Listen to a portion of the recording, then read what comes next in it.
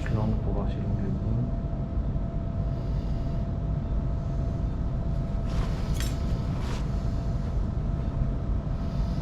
Ça va?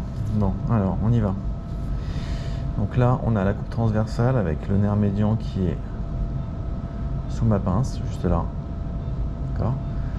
Ça, c'est tendon fléchisseur et ça, c'est le ligament. Ensuite, on a ici le canal de Guyon. En fait, là, on est dans un cas où le nerf est assez loin, en fait, finalement. Voilà, on a le Guyon qui est là avec l'artère qui bat ici. Voilà. Ensuite, on va faire la coupe transversale, hein, la longitudinale, pardon. Je vais faire la longitudinale ici. Voilà. Avec, on va enlever ça. Donc ici, on a le ligament en blanc avec le nerf médian qui est en dessous, qui a un... Voilà, le nerf médian c'est le tuyau noir et les tendons fléchisseurs c'est ce qui bouge en dessous. Voilà, ici on va avoir l'arcade palmaire qui est en distalité, assez loin avec différents vaisseaux, et puis on a le ligament qui est là avec l'aponévrose moyenne.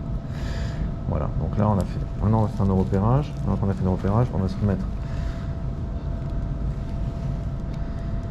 Voilà, et là on a de la marge donc sur cette patiente avec le nerf qui est toujours ici, et je fais l'incision juste ulnaire au nerf.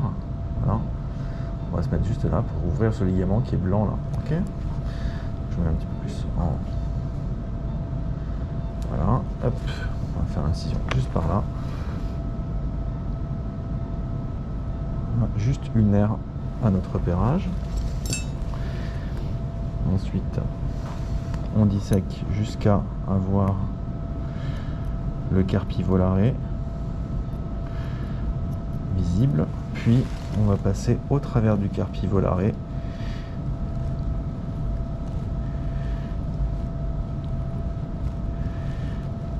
pour faire notre passage dans le canal carpien. Voilà, ça y est, je suis passé, et je vais retourner ma pince et me mettre dans l'axe. Donc je suis à côté du nerf médian en ulnaire, et je vais donc repérer ma pince.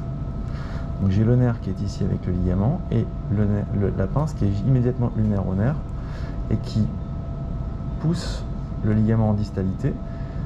Voilà, donc le nerf est là, la pince est ici, donc mon trajet est fait. Ensuite, quand je vais un peu plus ulnaire, je vais retrouver l'amulus, et ici directement ulnaire à l'amulus, l'artère qui bat, qui est l'artère cubitale, l'artère ulnaire. Okay, là j'ai le ligament, donc je suis bien dans le canal et j'ai bien mon ligament qui est au-dessus de la pince. Ensuite, je vais disséquer légèrement au-dessus du carpi volare pour pouvoir faire un point d'introduction pour mon couteau que je vais glisser sous. Voilà, et j'amorce le premier 4,3 mm de section, et je vais repérer de nouveau mon couteau. Donc mon couteau, là on a le nerf qui est ici, et j'ai immédiatement une nerf, j'ai mon couteau qui est là, qui est bien contre le ligament, et là j'avance gentiment mon couteau contre le ligament. Voilà, je suis passé de manière très nette ici. J'ai mon repérage tout à l'heure de l'aponévrose, et hop, voilà, mon couteau est passé. Ici on le voit bien, le couteau qui est ici, qui a coupé le ligament. Donc je vais retirer le couteau, et maintenant je mets ma pince de Halstedt qui a ouvert l'aponévrose. Donc là on a bien la pince qui passe au travers et qui racle le plan cutané, ce qui veut dire que le ligament est ouvert, hein. Ici on le voit très bien, et quand je reviens immédiatement radial à ça, j'ai bien mon nerf qui est intact, qui est sous le ligament, qu'on voit encore puisque c'est pas cet endroit qu'on a coupé. Voilà, donc ici on est bien. On peut aussi faire une coupe transversale si on a envie.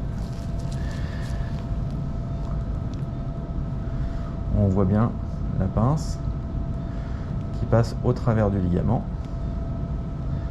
Voilà, alors je fais une coupe à l'envers parce que le nerf est immédiatement de ce côté là, mais on peut le refaire dans le bon sens.